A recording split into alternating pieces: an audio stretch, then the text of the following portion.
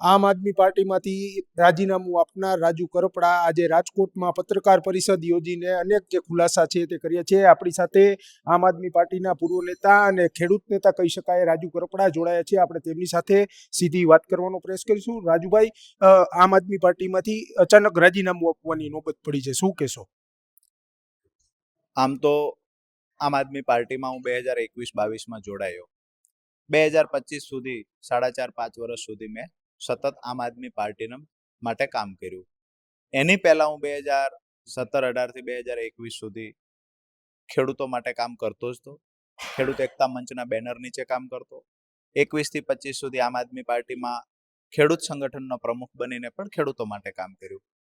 આજે 7-8 વર્ષ ખેડૂતો માટેનું કામગીરીની વાત કરીએ તો પાક નુકસાનના વળતર અપાવવામાં સુરેન્દ્રનગર જિલ્લાને 8 વર્ષમાં 5 વખત પાક નુકસાનનું વળતર અપાયું. સિંચાઈના પાણીની વાત હોય તો 2020 થી લઈ અને સતત 2019-20ના વર્ષથી લઈ અને સતત મૂળી તાલુકાના તળાવોમાં સિંચાઈનું પાણી પહોંચે, સ્કાવર વાલ ખોલાવવા માટે જ્યારે જરૂર પડી ત્યારે આંદોલનો કર્યા. હાઈ ટેન્શન લાઇનમાં ખેડૂતોને પૂરતું વળતર મળે એના માટે કચ્છની વાત હોય, મોરબીના હળવદની વાત હોય, દ્વારકા, જુનાગઢ, જ્યારે જરૂર પડી છે, મૂળી તાલુકાની વાત હોય તો તમામ જગ્યાએ ગયા છીએ, લડ્યા છીએ. ખેડૂતોને જે એને વિચાર્યું હોય એના કરતાં વધારાનું વળતર અપાયું છે.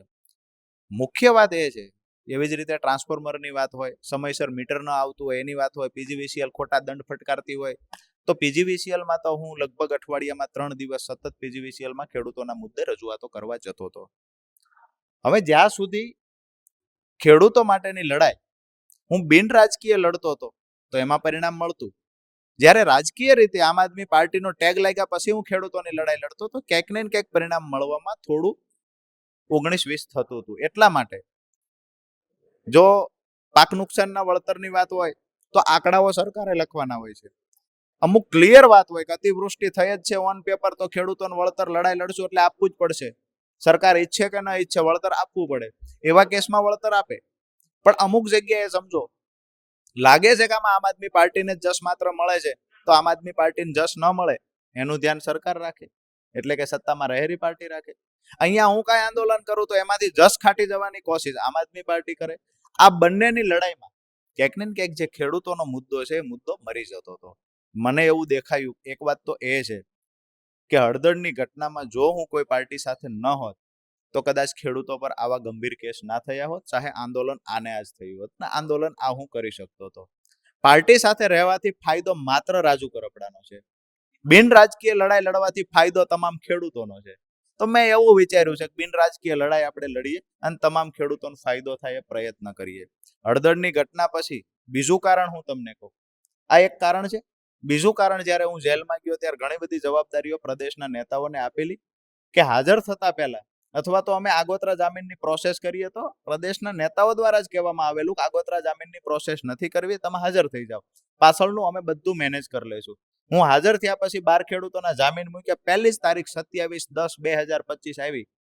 27/10/2025 મોટી મોટી વાતો કરનારા વકીલો કે પછી પાર્ટીનું શીર્ષ નેતૃત્વ 27 તારીખે ભૂલી ગયું કે 12 ખેડૂતોને જામીન અરજી મૂકી છે.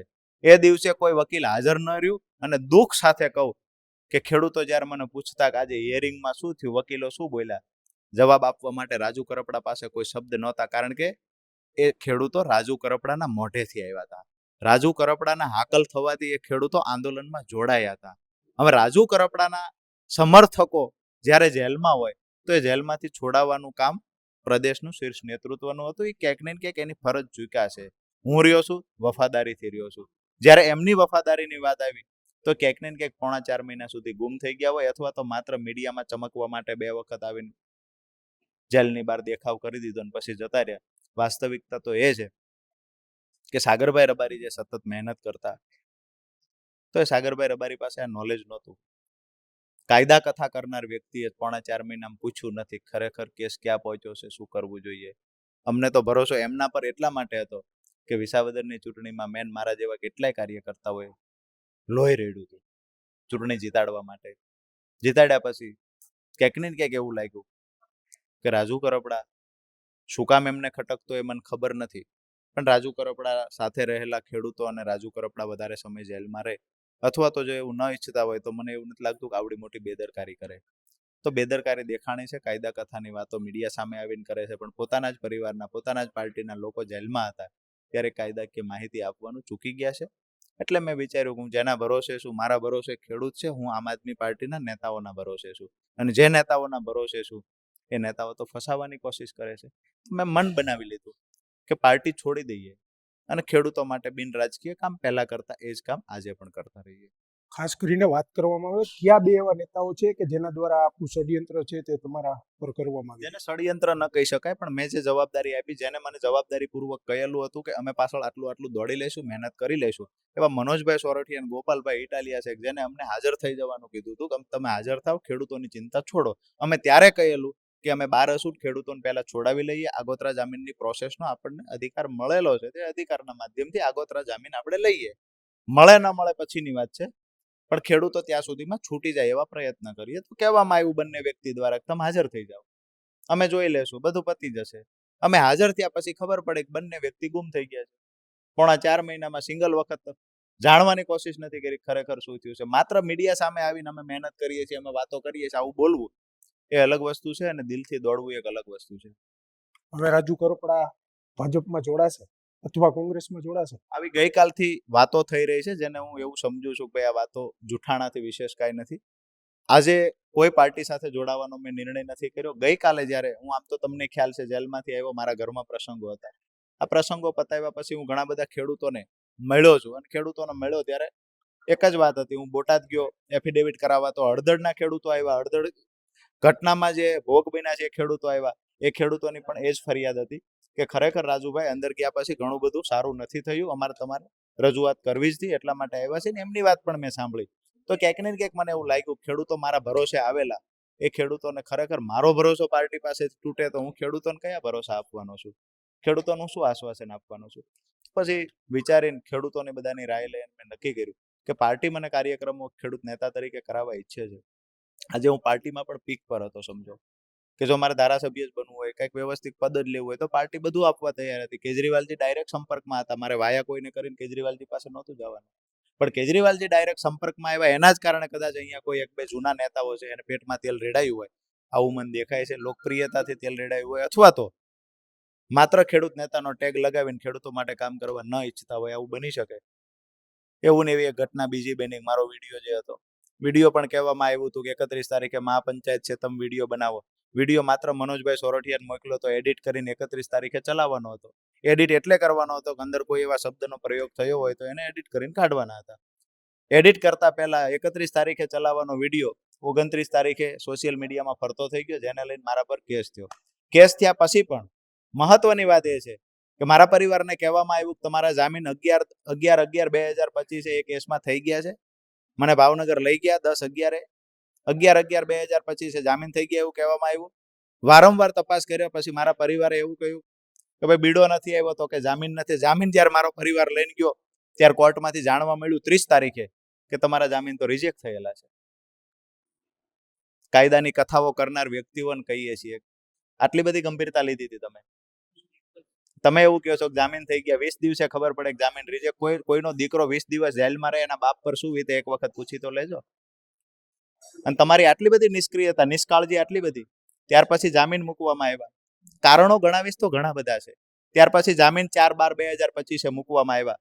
18 તારીખ સુધી તારીખો એટલે પડી, 4 વખત તારીખો પડી કે મારો વકીલ કોઈ ત્યાં હાજર જ નહોતો. કમસે કમ મને કહ્યું હોત કે તમારા પરિવારને કયો વકીલ રાખે, મારો પરિવાર વકીલ રાખવા તૈયાર હતો. તો એ પણ કહેવામાં ન આવ્યું તમારો પરિવાર વકીલ, એવું કહેવામાં આવ્યું કે હાઈકોર્ટમાંથી વકીલ જશે. 4 વખત મુદતો પડી, કોઈ વકીલ નથી ગયું. એટલે જે ગંભીરતા હોવી જોઈએ, ક્યાંક ને ક્યાંક મને એવું દેખાયું કે અંદર ગયા પછી માત્ર ને માત્ર અંદર મોકલવા સુધીની વાતો હતી. મારા પર કોઈ અત્યાચાર અન્યાય થાય, મારા પર દગો થાય, 1000 વખત મને મંજૂર છે, પણ સાથે રહેલા ખેડૂતોનો મારા પર ભરોસો છે. હવે હું પોતે જ સેફ નથી તો ખેડૂતોનું કેવી રીતે બચાવી શકવાનો છું? તો બિન રાજકીય લડાઈ લડીશ તો મને ખબર તો છે કે મારી હેસિયત ને મારી તાકાત કેટલી છે. એટલી જેટલી તાકાત હશે એવડી લડાઈ લડશું. પરંતુ મારા કારણે કે મારી અકલથી, મારા આહવાનથી જે ખેડૂત આવ્યા છે, કમસે કમ એને જેલમાં ન જવું પડે, આ એક જવાબદારી આગેવાન તરીકે મારી બને. એ જવાબદારી નિભાવવા માટે પાર્ટી છોડી છે. ગઈકાલથી પાર્ટી છોડી ત્યારથી પાર્ટી તરફથી ક્યાંક ને ક્યાંક, હું તો એવું ઈચ્છતો, આમ આદમી પાર્ટી માટે 5 વર્ષ કામ કર્યું છે મેં, પરિવારથી વિશેષ મહત્વ દીધું છે. આમ આદમી પાર્ટી માટે મારે કાંઈ ખરાબ ન બોલવું જોઈએ. ગઈકાલથી મેં કીધું કે મારે કઈ ખરાબ નથી બોલવું, તેમ છતાં જેવી પાર્ટી છોડી એવી પાર્ટી તરફથી રાજુ કરપડાએ દગો દીધો, ખેડૂતોને દગો દીધો, ખેડૂતો માફ નહીં કરે અને પાછા ચલાવે છે પાર્ટીની સોશિયલ મીડિયા ટીમ. જે ખેડૂતોના નંબર 72,000 નંબર મેં આમ આદમી પાર્ટી સાથે જોડ્યા, એ જ ગ્રુપોમાં આમ આદમી પાર્ટી ખેડૂતોને દગો દીધો એવા મેસેજો નાખે છે. ભાઈ તમારી પાસે રાજુ કરપડા હતો તો રાજુ કરપડા વફાદાર હતો. તમારી સાથે રહીને રાજુ કરપડાએ ખેડૂતોને કામ કર્યા, રાજુ કરપડા વફાદાર છે.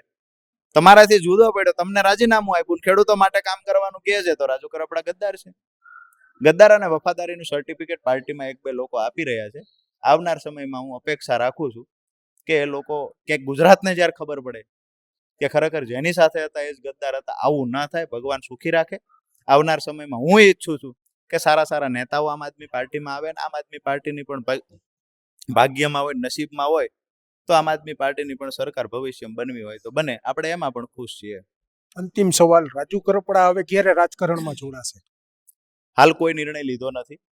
મારા જવાબ હશે એ ગોળ ગોળ નહીં હોય, સીધા જવાબ હશે. કોઈ પણ લોકો વાતો કરતા હોય છે કે આમાં જોડાશે, આમાં જોડાશે, આમાં જોડાશે. મેં બિલકુલ નિર્ણય નથી લીધો. જ્યારે કોઈ વિપક્ષમાંથી રાજીનામું આપે તો પહેલી વાત એ થતી હોય છે કે ભાઈ સત્તા પક્ષમાં જોડાશે. મેં ક્યાંય એવું નથી કીધું હું ભાજપ સાથે જોડાવાનો છું. મારી વાત એટલી જ છે કે જે ખેડૂતોના કામ કરે એ મારા છે, એને હું નજીકથી સમજુ છું. આમ આદમી પાર્ટી ખેડૂતોનું પંજાબમાં સારું કામ કરે ને તો રાજુ કરપડા અહીંયા કોઈના પ્લેટફોર્મ પર હોય ને તો ત્યાંથી વખાણ કરશે. ખેડૂતોની વાત આવશે ત્યારે રાજુ કરપડા આઝાદ છે, સ્વતંત્ર છે. હું કોઈ પણ રીતે ખેડૂતોની લડાઈ ચાલુ રાખવા માંગુ છું. હું નથી અત્યારે ભાજપમાં જોડાવાનો, નથી અત્યારે કોંગ્રેસમાં જોડાવાનો. માત્ર ને માત્ર સૂત્રો દ્વારા જે વાતો ફરે છે વાહિયાત વાતો છે. ઘણા લોકો જેલથી ડરી ગયા એટલે જતા રહે, આવું પણ આપમાંથી ચલાવડાવે છે. જે માણસ જેલથી ડરી ગયો હોય એવડા આંદોલન ન કરે. અને જેલથી ડરેલાનો તો હું ઉદાહરણો આપીશ તો ઘણા બધા થશે. જેને જેલનો ડર હતો એ અડધડથી ભાગ્યા છે. જેને જેલનો ડર હતો એ અડધડથી દૂર રહ્યા છે. 3 દિવસ કાર્યક્રમ આવ્યો. તમારામાં હિંમત હોત ને ખરેખર સાચા ખેડૂત નેતા હોત તો પહોંચવાના પ્રયત્ન તો કર્યા હોત. બધાને ખબર હતી કે ત્યાં આજે 12 તારીખે કેસ થવાનો છે એટલે તમામ નેતાઓ દૂર રહ્યા છે.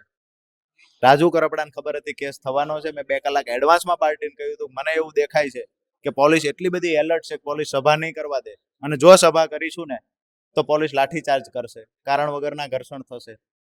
સ્વાભાવિક છે પાર્ટીને તો લાભ લેવો એટલે પાર્ટી એવું કંઈક નહીં કાર્યક્રમ કરો. ત્યારે મેં કહ્યું હતું ખેડૂતો હેરાન ન થાય જોજો, કારણ કે પોલીસનો જે મૂડ હતો એના પરથી દેખાઈ આવતું હતું પોલીસ સભા જો કરીશું તો પોલીસ લાઠીચાર્જ કરશે. અને એ જ ઘટના બની. સભા તો પૂરી થવાની તૈયારીમાં હતી. કદાચ પોલીસ 30 મિનિટ મોડી આવી હોત તો ત્યાંથી સંખ્યા વિખાઈ જવાની હતી. અમે તો 31 તારીખનું જાહેરાત પણ કરી દીધી હતી.